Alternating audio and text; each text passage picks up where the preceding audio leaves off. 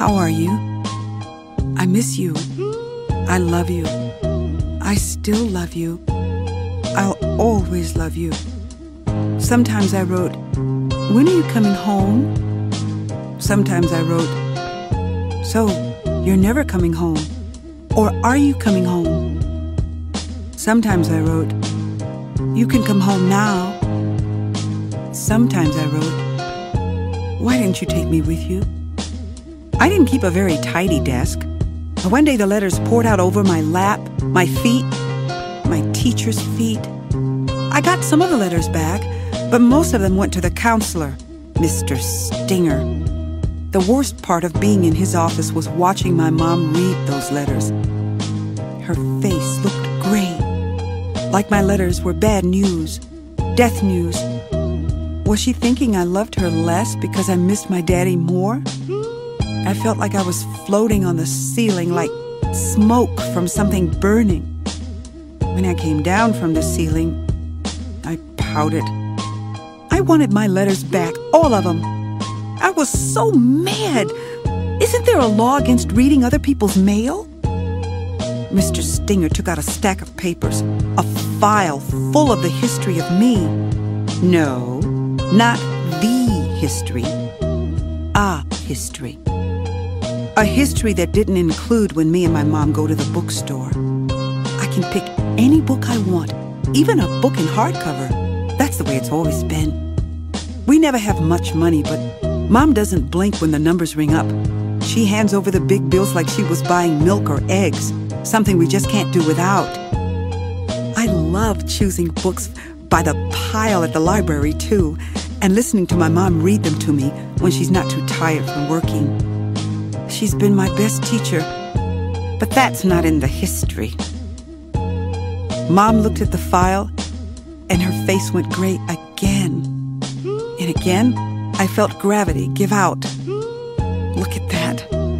A pile of messy work, of unfinished work, a sloppy diary of me since Daddy left.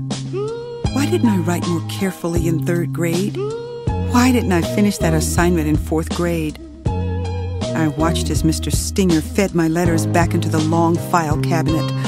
The cabinet closed with a metal sound. A safe full of evidence against me, waiting there for when they need to pull it out and call me dumb. When we got out of the office, my mom talked in a low voice. What do you want me to do, Sahara? Say I'm sorry that I couldn't keep him. Fine, I'm sorry. I tried my best. Can't a woman get a divorce without her kid going special ed on her? I wanted to say, don't be sorry, Mom. I couldn't keep Dad either. But I was wise now. I kept my mouth shut. You're gonna let Daddy walk out with your brain, too? She grumbled. Well then, there's not going to be a vital organ left between us, is there? You just do your work, Sahara. They'll see they've made a mistake. You'll do it, won't you? I stared her in the eye, but I didn't answer her. I knew I was being fresh and bad, but I couldn't lie and say yes. Do it for what? Do it for who? They took what I gave them. They took what I didn't give them. They used it all the same way to feed the file. I was through with giving them evidence. They wouldn't get anything more out of me. Mom looked at me, furious. I thought she would slap me for the first time in my life. She didn't. She stomped away, and I stood there wishing she had slapped me. You're supposed to put an exclamation point at the end of strong feelings. A slap would have felt like that, but instead her heels clicked out her punctuation. Dot, dot, dot. I couldn't see where my sentence would end. That file full of letters meant I met with a special needs teacher in the hallway to get something called individualized attention. And let me tell you, working in the hallway with a teacher is like being the street person of a school. People pass you by, and they act like they don't see you. But 3 steps away, they've got a whole story in their heads about why you're out there instead of in the nice, cozy classroom where you belong.